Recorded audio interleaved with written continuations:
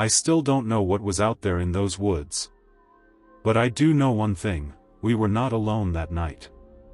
And if you ever go camping deep in a forest, and you hear footsteps around your tent, don't assume it's just an animal. Because what I heard was walking on two legs.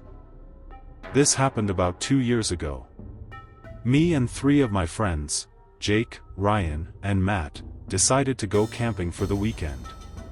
We were all around 20 to 22 years old, just college guys trying to take a break from city life. Jake found this perfect spot online.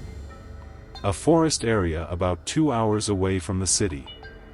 It was supposed to be quiet, isolated, and with almost no phone signal. Honestly, that should have been our first warning. But we didn't care. We thought it would be fun. We packed 2 tents, some food, flashlights, and a portable speaker. Nothing crazy. When we reached the forest, it already felt off.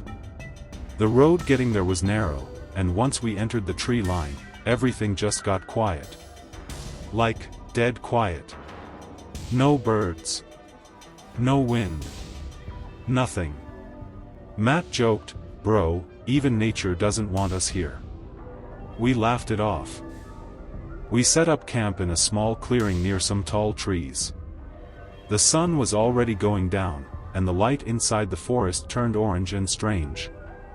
That's when I noticed something. There were scratch marks on one of the trees near our tents. Not old ones, they looked fresh. I pointed it out, but Jake just said, "Probably a bear." We didn't think much of it. We started a small fire, cooked some food, and just talked. Normal stuff. College life, relationships, dumb jokes. But the deeper the night got, the quieter everyone became. It wasn't peaceful quiet. It was uncomfortable quiet. Around 11:30 p.m., we were all sitting around the fire. That's when Ryan suddenly said, "Did anyone else hear that?" We all went silent. At first, I thought it was just wind. But then I heard it too. A faint sound, like something walking through dry leaves. Crack. Crack. Stop. Crack. It wasn't constant.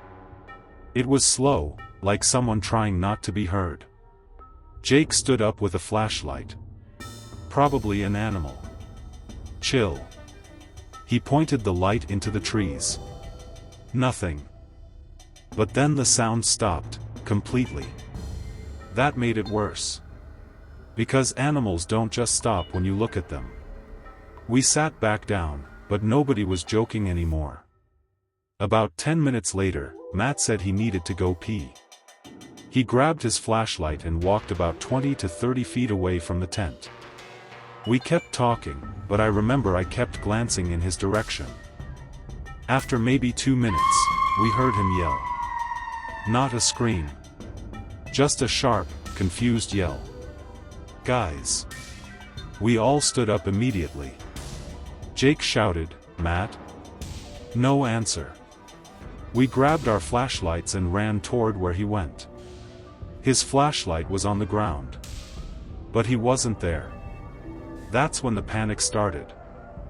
We called his name over and over, shining lights everywhere. The forest was so thick that the beams barely reached past the trees. Then Ryan said something I'll never forget.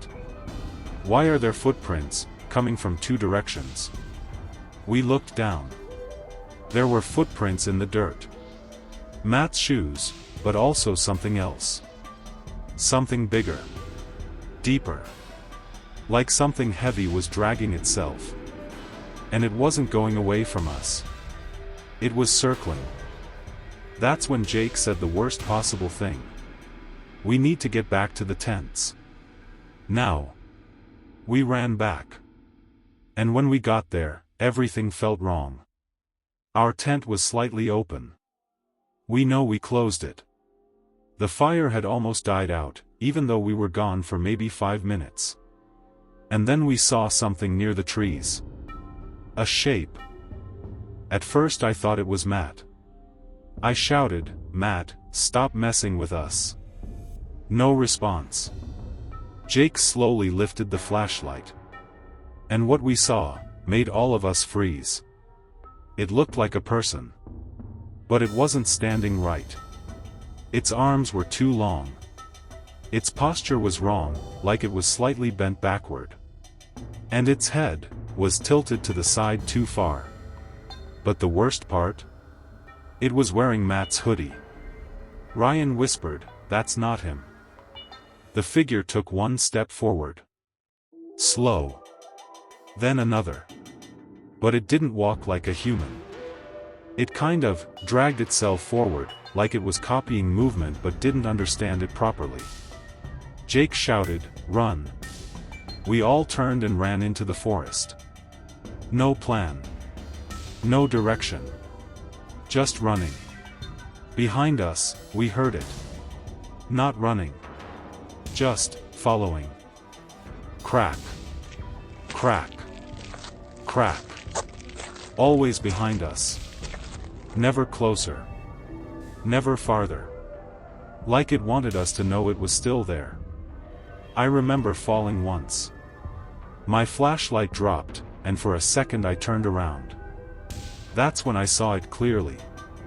It was standing between the trees. Not moving. Just watching. And then it did something I'll never forget. It tilted its head further, and waved. Like it was learning. Like it was copying what humans do. I don't know how long we ran. But eventually we reached the road. Somehow. We flagged down a passing truck and begged the driver to take us to the nearest town. He thought we were drunk or something, but he let us in. We never went back for Matt. The next morning, we called the police. They searched the area for hours. They found our camp. The tents were destroyed. Our belongings were scattered. But Matt was never found. Not a trace. No body. No clothing. Nothing. The police said maybe he got lost. Maybe an animal dragged him away. But that doesn't explain what we saw. Because animals don't wear hoodies. And they don't learn how to wave. After that night, we all stopped talking for a while. It changed us. Jake still refuses to talk about it. Ryan moved out of state. And me. I still have nightmares of that sound in the forest. Crack, crack, crack. Sometimes I wake up and swear I hear it outside my window. Like something is trying to walk the same way again. And the worst part? A week after everything happened, I got a photo from my phone backup. It was taken that night.